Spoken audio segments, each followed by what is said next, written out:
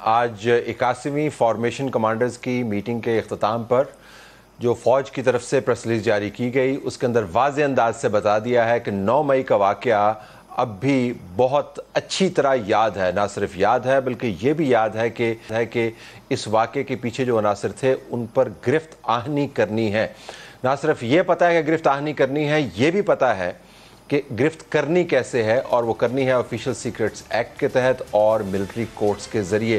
साथ ये भी बताया गया कि ना सिर्फ वो लोग जिन्होंने बाकायदा इसके अंदर शिरकत की, जिन लोगों ने प्लानिंग की, उसके अंदर लफ्ज़ इस्तेमाल किया गया इट इज़ टाइम कि उनका भी एहतसाब किया जाए। इसके बाद अब ये वाज़े अंदाज से हम कह सकते हैं कि इमरान खान की तरफ से जो बार बार बात की जा रही थी कि मैं तो फ़ौज के साथ बात करना चाहता हूँ, अपने बयानियों को छोड़े बगैर अब उसके दरवाजे मुकम्मल तौर पर बंद हो गए हैं।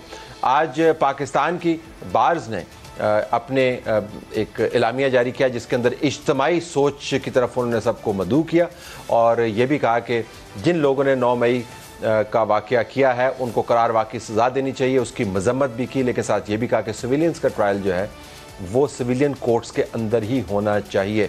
तमाम सियासी मंजरनामे पर हमने आज पैनल तश्कील दिया है, उनका तारुफ मैं करवा देता हूँ। हमारे पास स्टूडियोज़ में मौजूद हैं हसन साहब जो चेयरमैन है executive committee Pakistan bar council, आपका बहुत शुक्रिया, आपने हमें ज्वाइन किया। हमें अताउल्लाह तारड़ साहब ज्वाइन कर रहे हैं, वज़ीर आज़म के मुआवन हैं बराए दाखिला व कानूनी मामलात। तारड़ साहब आपका भी शुक्रिया। सेनेटर परवेज़ खान साहब पाकिस्तान पीपल्स पार्टी की तरफ से उनका बहुत शुक्रिया, और हफीज़ुल्लाह नियाज़ी तज्ज़ियाकार उनका भी शुक्रिया। क्विकली अगर मैं पाश साहब आपसे पूछ पाऊँ, आपकी बार वकला की नुमाइंदा सबसे बड़ी फोरम ने कह दिया कि सिविलियंस का ट्रायल होना चाहिए सिविलियन कोर्ट्स के ज़रिए, आर्मी इज़ सेइंग कि नॉट रियली, तो अब आप देखते हैं कि मामलात किस तरफ जाएंगे? देखें तलत साहब, बात ये है कि ये आज का हमारा स्टैंस नहीं है, ये बार एसोसिएशंस और बार काउंसिल्स का शुरू से स्टैंस है कि आर्मी एक्ट 1952 में अमेंडमेंट होनी चाहिए और सिविलियंस के जो केसेस हैं वो आर्मी कोर्ट्स के बजाय ऑर्डिनरी कोर्ट्स में होने चाहिए। आपने एक पैरेलल निज़ाम ऑलरेडी बनाया हुआ है और जिसको 80A के तहत 80C कोर्ट्स वर्क कर रही हैं, और उन जजेस के पास जो वसाइल जो इख्तियारात आपने दिए हैं वो हाई कोर्ट के जजेस के पास भी नहीं है, और बाकायदा उनके स्कॉट हैं, उनको गाड़ियाँ दी गई हैं, उनको ऐसा पूरा सेटअप ऐसा बना के दिया गया है, और उस एक्ट में लिखा है कि आपने जिस दिन ये चार्ज फ्रेम करना है विद इन 7 डेज़ ट्रायल करके मुकम्मल करना है। ज़्यादती वो करते हैं कि वो जज साहबान ऑर्डिनरी कोर्ट्स के वो उस दिए गए मैंडेट के ऊपर पूरा नहीं उतरते। लेकिन जब हम बात कर रहे हैं तो कानूनी तौर पर जो आर्मी एक्ट है जब वो अमेंड होगा तब होगा, अभी नहीं हुआ, लेकिन ये है तो एक आईनी फ्रेमवर्क। जी, ये इसकी जो हिस्ट्री है वो थोड़ी सी बताता चलूँ कि आर्मी एक्ट 1952 में बना और 1967 में फील्ड मार्शल अयूब खान जो कि उस वक्त के आमर थे, उन्होंने ये अमेंडमेंट लाई 21D में, सेक्शन 21D में। और वो अमेंडमेंट, अब बात ये है कि जब भी कोई इक़्तिदार में होता है तो वो इस चीज़ को नहीं सोचता कि ये कल मेरे गले पड़ना है। लेकिन हिस्ट्री के बावजूद कता कलामी एज वी स्पीक ये हमारी लीगल जो स्ट्रक्चर है उसका हिस्सा है। जी है, वो तो है। उसके ऊपर आप ये तो कह सकते हैं कि ये एक नामाकूल किस्म का कानून है और नहीं, इसके अंदर सिविलियन का ट्रायल होना चाहिए। लेकिन उसमें जो शिक है जिसमें ये लिखा हुआ है कि जो मिलिट्री मामलात हैं, मतलब इंस्टॉलेशंस हैं, रिसोर्सेज हैं, लोग हैं, उनके ऊपर अगर कोई हमला होता है तो उसका ट्रायल होगा। तो ये ऐसा नहीं है कि हर सिविलियन का आपका मेरा ट्रायल हो रहा है। ये जो लोग मुलव्वस हैं मिलिट्री इंस्टॉलेशंस के ऊपर 9 मई के वाकयात में, उनके ट्रायल की बात हो। जी बिल्कुल, वो तो है। देखिए, एक लॉ एग्जिस्ट कर रहा है और शायद उसी का बेनिफिट लेके आर्मी ने ये फैसला किया है कि आर्मी कोर्ट्स में उनका ट्रायल किया जाए। तीसरी प्रेस रिलीज है जिसके अंदर कहा जा रहा है और इनको अभी कोई आइन में अमेंडमेंट करने की ज़रूरत नहीं है, ऑलरेडी कोर्ट्स फंक्शनल हैं। ये नहीं है कि आज ये कोर्ट्स सेटअप करेंगे, आर्मी एक्ट के तहत कोर्ट्स फंक्शनल हैं, उनके अपने जो पर्सनल हैं, जो ऑफिसर्स, जो जवान हैं, उनका आर्मी ट्रायल मुसलसल हो रहे हैं। तो यहाँ पे आप देखें कि पिछले 3.5-4 साल दौर में जो तहरीक इंसाफ का दौर था उसमें भी 25 सिविलियंस के केसेस का ट्रायल आर्मी कोर्ट्स में हुआ जिसमें सज़ाए मौत भी दी गई, और ऐसे और भी केसेस हैं जो कि एक ख़त लिखने पे हसन नस्करी साहब ने के बेटे का वो ख़त था, उस पर आर्मी कोर्ट में ट्रायल हुआ। तो ये तो हो रहे हैं। और किसी ने तहरीक इंसाफ ने उस वक्त ये कहा था चेयरमैन उनके कि मेरा तो बस चले तो तमाम दहशत गर्दों के जो ट्रायल हैं वो आर्मी कोर्ट्स में हो। पहले मौका नहीं होगा कि इमरान खान के अल्फाज कहे, उनके सामने एक भयानक अंदाज से खड़े हो गए। ये पहला मौका तो नहीं है। लेकिन नैयर साहब, अगर मैं आपके पास आऊँ तो अब फौज की तरफ से ये तीसरी प्रेस रिलीज है जिसके अंदर इस अज़्म का इजहार किया गया है कि ये ट्रायल मिलिट्री कोर्ट्स में होगा। और इस मरतबा उन्होंने कहा कि अब वक्त आ गया है कि जिन लोगों ने इसको प्लान किया है उनको आईनी हाथों से निपटा जाए। तो जब आप इस प्रेस रिलीज की तशरीह करते हैं तज्जियाती तौर पर, तो आपको क्या सुनाई देता है कि फ़ौज की हाई कमांड फॉर्मेशन कमांडर्स की मीटिंग के बाद क्या कह रही है? मेरा ख्याल में एक नया एतमाद उनके अंदर आया है, और मैंने तो इस पर कॉलम भी लिखा था और इसके कई दफ़ा इसको हाईलाइट भी किया है कि ये हमारा जो आजकल COS है ये बॉर्न अगेंस्ट COS है। ये 8 मई को मैं इनको समझता था कि पाकिस्तान की तारीख के कमज़ोर तरीन COS थे, और 13 मई को के बाद ये पाकिस्तान की तारीख के मजबूत तरीन COS बने हैं। देखिए, मसला ये है कि 9 मई का वाक़या जो है, पता नहीं कौन इसको कैसे देखता है, किस तरह देखता है। मुझे तो रत्ती बराबर शक नहीं था कि यह वाक़या होकर रहना था। ये वाक़या क्यों होकर रहना था? क्योंकि इसके पीछे इमरान खान साहब की 1 साल की कॉम्प्रीहेंसिव कैंपेन थी।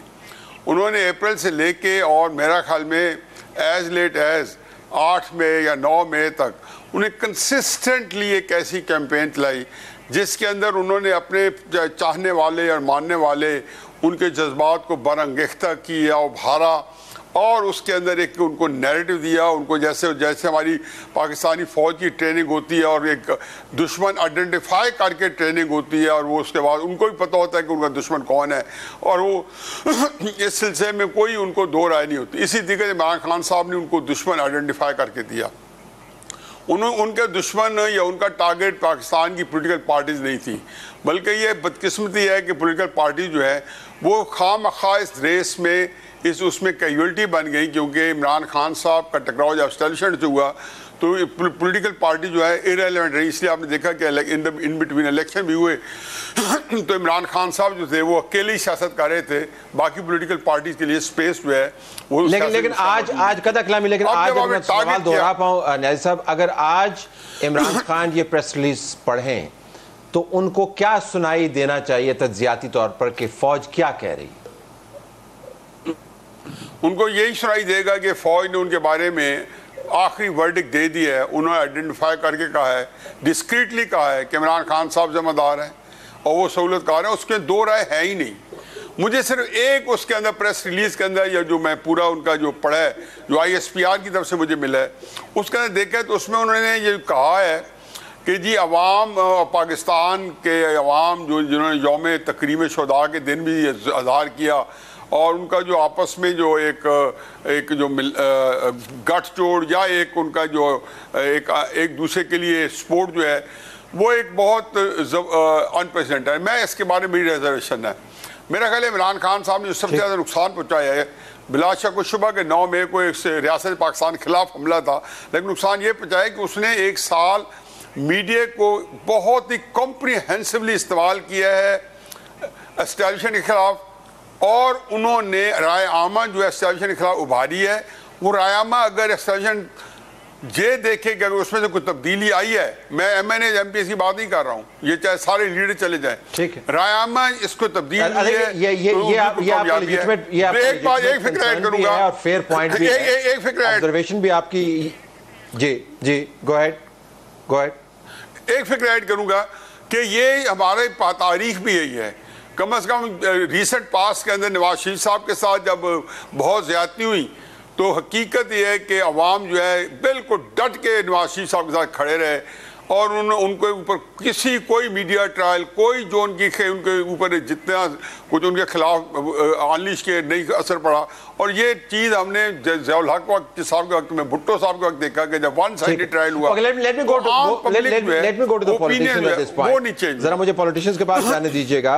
तारड़ साहब, आपको मेरी आवाज़ आ रही है? जी, लाउड एंड क्लियर। ये क्वेटा के अंदर अंदरनाक वाकया हुआ, आज बार्स की तरफ से भी उसकी कंडेमनेशन की गई।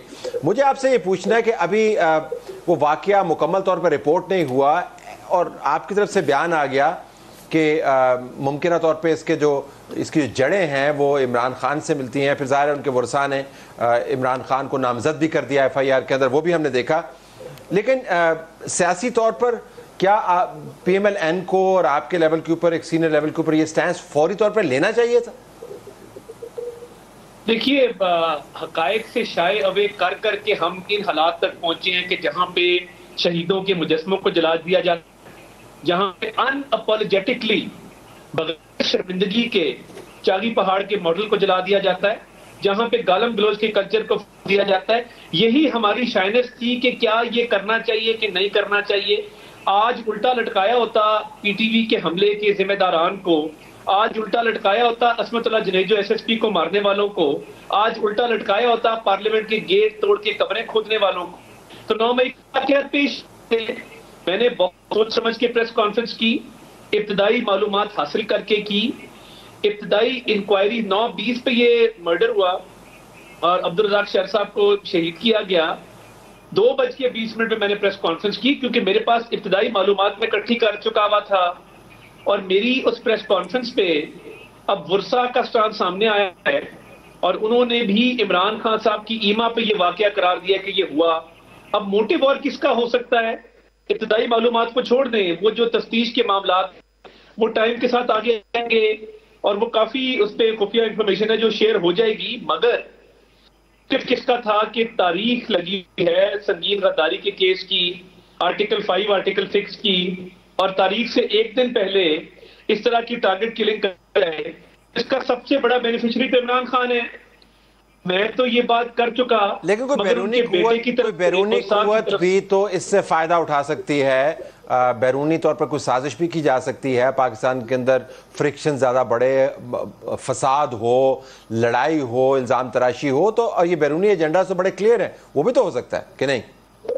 बैरूनी एजेंडा सिर्फ इमरान न्याजी का इस मुल्क में, कि जो इस मुल्क को एक खेल तमाशा समझता है कि पहले अमेरिकी साजिश करार दे के अब कांग्रेसमैन से लेटर लिखवा रहा है पाकिस्तान की मिलिट्री एड रोकी, पाकिस्तान के F-16 रोके जाएं, पाकिस्तान जो अस्करी तौर पे इमदाद मिलती है उसको किया जाए, क्योंकि मैंने 9 मई के वाकयात का मैं जिम्मेदार हूं। मेरे लोगों ने हमले किए, आप इंसानी हकूक की में ये काम करें। मुझे बताएं कोई शख्स जो इतनी भी अकल रखता हो वो इस तरह की हरकत कर सकता है?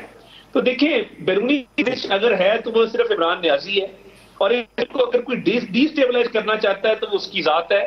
उस तमाम एक्शंस और इन एक्शंस पिछले 10 साल के आप देख लें, कोई एक बात मुझे बता दें जो पाकिस्तान के मफाद में गई हो। ये तमाम तर मामलात इमरान न्याजी बड़े समझदार है इस मामले में कि सियासत की खातिर पाकिस्तान को दाव पे कैसे लगाना है।